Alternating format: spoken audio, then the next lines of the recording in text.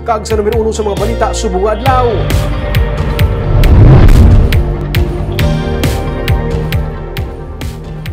Isa na naman ka personang napatay matapos gitiro sa syudad sa Bacolod sa kagabi. Siya ang pang-anom na nga biktima sang shooting incident sa syudad sa sulod sa bulan sang Hunyo. Binuntes administration nagpasalig sang dugang ang mga CCTV camera sa syudad kag pati na dugang nga pondo para sa PNP para mapaganhagan ang kasubong nga mga kaso. Maripot si Nico Delfin. Nagamaneho sa motorsiklo sa Lacson Street Extension sa Barangay Singkang Airport ang barker nga si Adonis Matulak. 54 anyos ang siyang gintiro kag napatay sang gunman nga sakay sa isa ka puti nga pick-up kagabi. Sa pagpangusisa sang katapos ang Police Station 8, antes pa man natabo ang pagpaniro, nanugid ang anak sang biktima nga may pila ka mga persona nga armado sang pusil kag nagpakilala nga pulis ang nangita siya amay. May kang tanan sa illegal nga droga ang ginatanaw sang PNP nga motibo kay nalakip man sila drugs watchlist ang biktima. Ining ikanom na nga kaso sang pagpaniro humalin sang Hunyo 1. Kag ini ang mga crime nga katabo subong especially ang shooting incident is motivated gid may grudges or may dira nga personal. Suno kay Police Lieutenant Sherlock Gabana, spokesperson sa Bacolod City Police Office, sa anom ka mga insidente, isa diring may napasakaan na sang kaso. Samtang 3 diring may yara na sila sa mga person of interest, nalakip na diri sa kaso nga pagpatay sa anak sa negosyante nga si John C. sa nagligad nga Martes. Ang ginanatan ni Inilson ini nga mga case is ma-considered naton nga isolated cases kitungod hindi siya connected, no? Kag hindi naton mahambal lang nga may organized crime group diri sa Bacolod.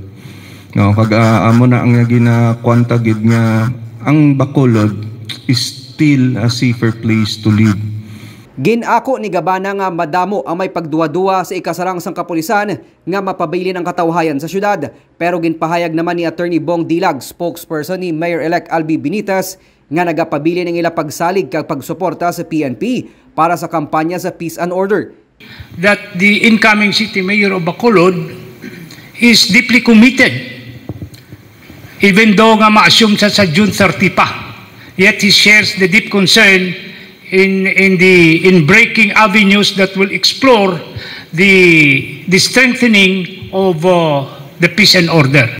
Ginsiling man ni Dilag nga tuyo sa incoming Benitez administration nga mag-install sang dugang pa nga mga CCTV camera sa syudad, pati ng dugang nga pondo para sa mobility patrol sang kapulisan.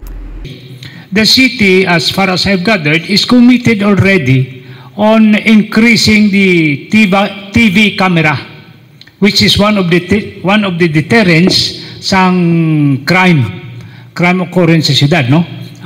The case of Davao City could be an example, Cebu could be an example, na ang TV monitoring and TV camera could help a lot, not only in terms of prevention but also in terms of aiding the investigation. Ang ikadwa, we know that the ideal ratio of the police. Ang pamunuan sa BCPO ang maga-deploy man sa K9 unit sa mga seaport sa syudad. Kabahin man din pag-install sa mga x-ray machines kag body scanners agod mapabaskog pa ang anti-illegal drug campaign. Nico Delfin para sa DigiCast Negros.